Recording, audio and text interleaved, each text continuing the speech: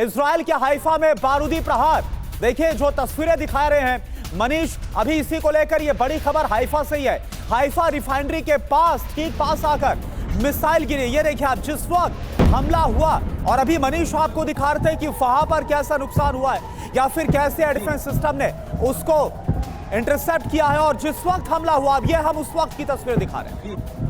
ये देखिए जिस वक्त हमला किया गया उस वक्त की तस्वीर। और जैसा मनीष बता रहे थे, इस जगह पर इसलिए हमला किया गया क्योंकि जो ईंधन की आपूर्ति है, फिर चाहे वो इजराइल की डिफेंस फोर्स हो या फिर इजराइल की तमाम जरूरतें, वो यहां से एक बहुत बड़ा हिस्सा जाता है। अब देखिए खबर यह कि हाइफा में मिसाइल अटैक से भारी तबाही हुई है। रिहायशी इलाके में गिरी है ईरानी मिसाइलें। मिसाइल के बल्बे से घरों में आग लग गई है। अब वो तस्वीर भी आपके सामने, ये देखिए। रिफाइनरी को निशाना बनाकर हमला, आयरन डोम वहां पर एक्टिव है, लेकिन जो मिसाइलें हवा में निष्क्रिय हो रही हैं, उसका बल्बा आकर जमीन पर गिर रहा है और वो रिहायशी इलाके में गिर रहा है, जिसकी वजह से कई सारे ऐसे घर हैं जिनमें आग लग गई है। और देखिए इस बीच एक और बड़ी खबर, युद्ध में पहली बार नसरल्ला मिसाइल से हमला हुआ। हाइफा में नसरल्ला मिसाइल से हमला, ईरान ने लॉन्च की है हमलों की 66वीं लहर।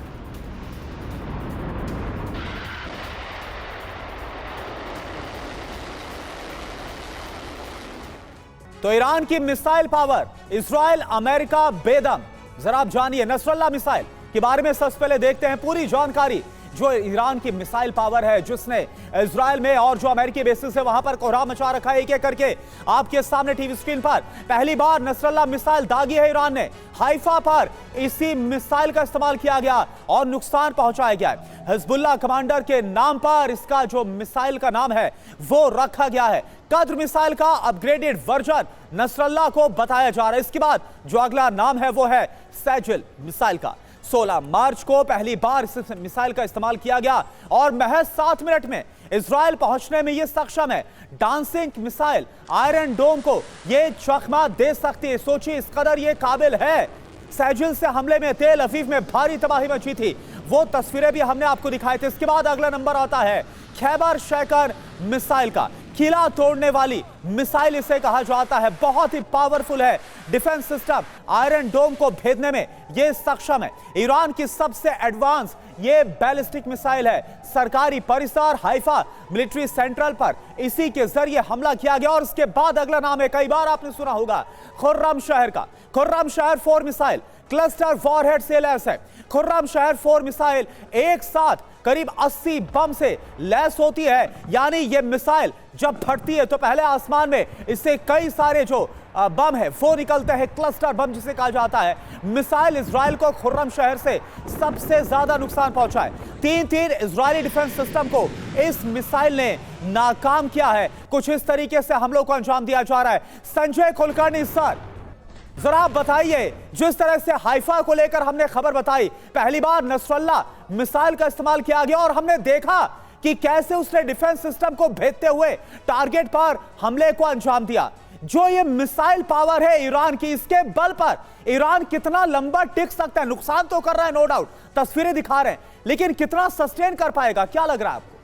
मुझे लगता है जिस प्रकार से ईरान धीरे धीरे इनोवेट भी कर रहा है, क्लस्टर बॉम्ब्स को जिस प्रकार से वो इस्तेमाल करें इन मिसाइल्स के द्वारा, चाहे वो खुर्रम शहर हो या फिर सैजिल में हो, या फिर जिस प्रकार से नई मिसाइल बार बार इस्तेमाल कर रहा है हाइफा पे, तो आप समझ सकते हैं कि जब कोई भी मिसाइल को इंटरसेप्ट करते हैं तो उसके मलबे के द्वारा भी नुकसान हो रहा है। और ये क्लस्टर बॉम्ब जो उसके अंदर है वो भी जब 80-85 पूरे 6-7 किलोमीटर के दायरे में फैलते हैं उससे भी नुकसान हो रहा है। तो ये नुकसान की भरपाई करना बहुत कठिन हो जाता है। और नुकसान की भरपाई किससे होगी?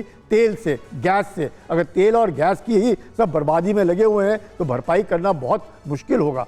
तो ईरान को भी अब मुझे लगता है हो सकता है कि ये आखिरी दिन हो युद्ध का, या एक और दिन चले और इसके बाद पूरे विश्व में शायद ज्ञान आ जाए। ये सब एक ही बात है, अगर अमन और चैन से होगा तो अरब में जितने भी खाड़ी के देश हैं उनका भी गैस, उनका भी तेल बच जाएगा, ईरान का भी गैस और तेल बच जाएगा। इजराइल की जो रिफाइनरीज है, जहाँ इजराइल पे भी नुकसान हो रहा है, वो भी बच जाएगा। और मुझे लगता है कहीं ना कहीं एक ऑनरेबल एग्जिट मिलेगा ईरान को। तो ईरान ने सोच लिया है पलटवार बहुत ज़बरदस्त, क्लस्टर बॉम्ब खुर्रम शहर मिसाइल, सेजिल मिसाइल और इस तरह के। और जैसे आप बार बार कह रहे 5 मिनट मतलब सुपरसोनिक नहीं, ये तो हाइपरसोनिक की तरफ जा रहा है। अगर सुपरसोनिक होता तो तकरीबन 19 मिनट लगते हैं, तो काफ़ी वक्त लगता है। 3-4 देशों के ऊपर से उसने गुजरना है, तब जाकर के आयरन डोम ने उसको इंटरसेप्ट करना है। लेकिन 5 मिनट मतलब इंटरसेप्ट करने का भी वक्त नहीं है। मतलब मिलेगा सर, ये पूरी लड़ाई न्यूक्लियर पावर को लेकर शुरू हुई थी, अब एनर्जी पर पूरी आकर टिक गई है।